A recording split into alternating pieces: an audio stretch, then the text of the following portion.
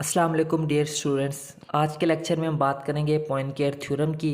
Poincaré theorem एक important lecture है। Last lecture मैंने बात की थी हैमिल्टन्स कैरेक्टरिस्टिक फंक्शन सी। सो आज स्टार्ट करते हैं पॉइनकेयर थ्योरम क्या होता है, इसकी स्टेटमेंट से हम स्टार्ट करेंगे अपना आज का लेक्चर। द इंटेग्रल, ये वाले स्टेटमेंट हम पढ़ेंगे। क्या लिखा हुआ है, the integral J is equal to integral यानी कि double integral summation D Q I D P I is invariant under canonical transformation where S indicates that the integral are to be evaluated over any arbitrary two-dimensional surface in face space. ठीक है, इसकी mathematics जो theoretical form है वो किस चीज़ के बराबर होती है, इस चीज़ के बराबर होती है। ठीक है, प्रूफ इसका हम देख लेते हैं। प्रूफ हमें क्या कहता है, the position of a point on any two-dimensional surface is specified by two parameters u and v, so that qi is equal to qi into uv and pi is equal to pi into uv। ठीक है, यहाँ से हमने ये कुछ चीज़ें हमने late कर ली हैं on this surface। So the elementary area dqi dpi transforms to the element of area du dv according to the relation। ठीक है, इस रिलेशन के मुताबिक हम उसको ट्रांसफॉर्म कर सकते हैं। ये हमारे पास एक मैथमेटिकल इक्वेशन है, इसको आप लोगों को पास जुबानी याद होना चाहिए। इसको हम क्या देते हैं, equation number 1 where the Jacobi determinant is given by. अगर हम डिटर्मिनेंट अगर हमने इसका फाइंड करें, जिसको हम कहते हैं कि जेकॉबी डिटर्मिनेंट, वो किस चीज़ के बराबर होगा, हमारे पास इस चीज़ के बराबर होता है। ठीक है, इसको हम क्या देते हैं, इक्वेशन नंबर 2। सो नेक्स्ट देखते हैं, the integral J has the same value for all canonical coordinate. जो इंटेग्रल जे है उसकी तमाम कैनोनिकल कोऑर्डिनेट्स के लिए जो वैल्यू है वो क्या होती है, सेम होती है। ठीक है, सो डबल इंटेग्रल दिस वन किसके इक्वल हम इसको लिख सकते हैं, हम इसको इस चीज़ के इक्वल लिख सकते हैं। ठीक है, यानी कि एक और जो कोऑर्डिनेट्स है वो हमने यूज़ कर लिए from equation number 1। Equation number 1 में देखिए हमारे पास इस चीज़ की वैल्यूज़ मौजूद हैं। ठीक है, इनकी वैल्यूज़ उनकी जगह पर हमने उनकी वैल्यूज़ को यहाँ पे रिप्लेस कर देना है। ठीक है, उनकी वैल्यूज़ लिख दी हमने यहाँ पर। तो यहाँ पर देखिए हमारे पास ये है ना इक्वेशन नंबर 1। ठीक है, ये था D Q I D P आई, उसकी जगह पे हमने उसकी ये वाली वैल्यू लिख दी है। कहाँ पर, सिंपल हमने इस जगह के ऊपर, इसकी जगह पर हमने उसकी ये वाली वैल्यू लिख दी है इक्वेशन नंबर 1 से।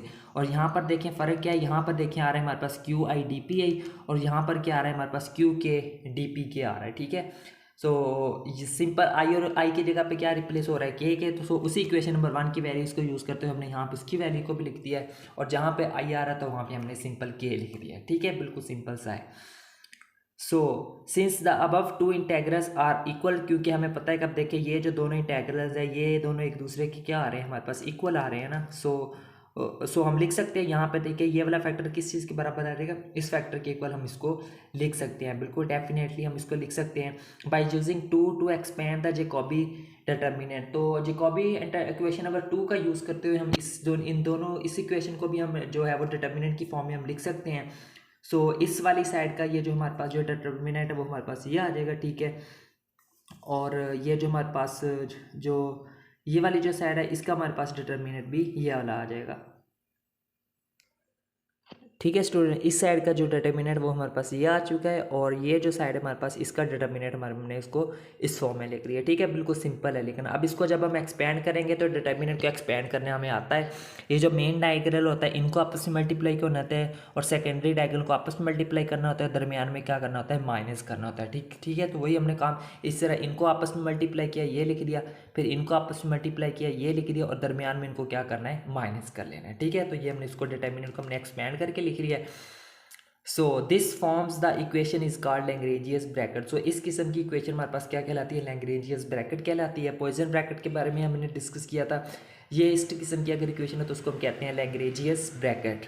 This equation is true for canonical transformation. ये जो इक्वेशन हमारे पास कैनोनिकल ट्रांसफॉर्मेशन के लिए बिल्कुल ट्रू होती है। This is the reason the integral is invariant under the canonical transformation. So यही रीजन है हमारे पास के जो ये जो इंटेग्रल है वो क्या होता है, इनवेरिएंट होता है अंडर द कैनोनिकल ट्रांसफॉर्मेशन, यानी कि कैनोनिकल ट्रांसफॉर्मेशन के अंदर। ठीक है, सो ये था हमारा आज का लेक्चर जिसमें हमने पॉइनकेयर थ्योरम को डिस्कस किया है। इंपॉर्टेंट लेक्चर है ये भी। सो इसको भी आप लोगों ने ध्यान से नोट कर लीजिएगा, इसको अच्छे से तैयार भी करना है, और इंशाल्लाह नेक्स्ट लेक्चर में मिलेंगे किसी और टॉपिक के साथ। सो तब तक के लिए टेक केयर एंड अल्लाह हाफिज़।